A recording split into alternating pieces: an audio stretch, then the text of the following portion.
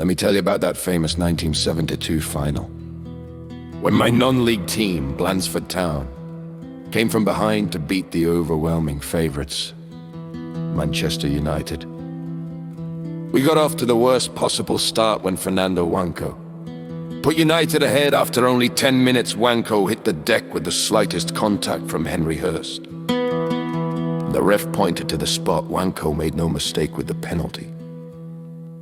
It was a huge blow. United were well on top. After that, right before halftime, United got a second. Rodrigo Nani, their Portuguese winger with the plastic face, put them 2 up from the edge of the box. I felt that our keeper, Pete Shillington, could have done better with that. Our heads had dropped. In the dressing room at halftime, the gaffer, Billy Shawshank's Redemption, was fuming. He said we'd shown United too much respect. He told us to get the ball up to Big Jeff Arnold. The gaffer immediately decided to take off all 3 of our black players in order to slow the game down. It turned out to be a tactical masterstroke. He brought on Big John O'Michaels, who made an immediate impact by breaking both legs of their Mexican winger, Hugo Gonzalez. Jono only got a warning from the ref, and it was a real game changer. Gonzalez had been causing us no end of problems with his pace and trickery. We could sense the fear in their players after that. The second sub was Jock Cooper, the Scottish centre-half. Big Jock was a real yard dog, of course he was. He was Scottish, but Jock got our defense organized and knew all the tricks. He would do subtle elbows in the ribs and punches to the face when the ref wasn't looking. Big Jock was up for this game, and it was the first time I had seen him totally sober on a football pitch. Come on, lads, we've gone quiet! He bellowed as he jogged out onto the pitch for the second half. Where's the talking? The rest of the lads were still in the dressing room. With the defense tightened up, the third sub, Norman the Bull Terry, allowed us to get control of the middle of the park. Norman was a midfield playmaker and convicted rapist. He was a unit, weighing in at 20 stone and a chain smoker. He never left the center circle, but his eye for a pass was second to none. On the hour mark, we got back into the game. Big Jeff Arnold flicked on from a corner, and Peter Flano Flanagan, who had a great engine but no ability at all, and always arrived late in the box, came steaming in to connect with a header.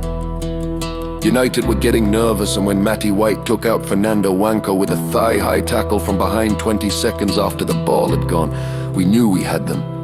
The late tackle on the hour mark was Matty's trademark.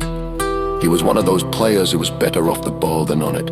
His first touch would often put the ball straight out of play, even if he received it in the center circle.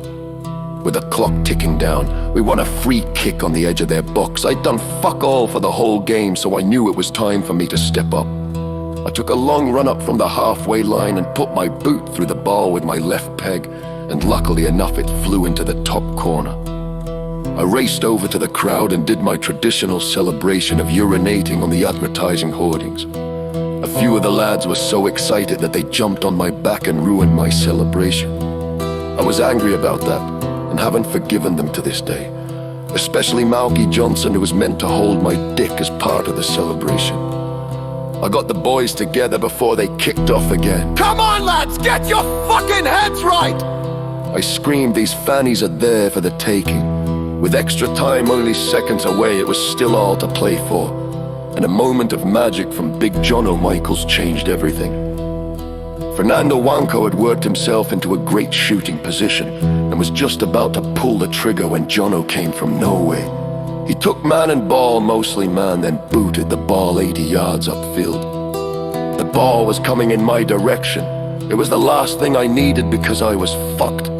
United had pushed everyone up front, and I found myself left one-on-one with their promising young Polish under-21 defender Lucas Bulzaki, summoning up energy from somewhere.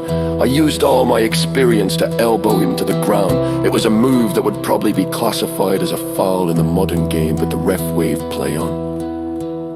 I brought the ball down on my thigh, spun and belted a first-time volley into the top corner. I was so exhausted that the only thing that went through my mind was, fucking save that, you cunt. I had just enough energy to run to the corner flag and pull down my shorts before I was mobbed by my teammates. It was just as well, because I'd used up all my piss with my first celebration. We were over the moon, it had been a game of two halves.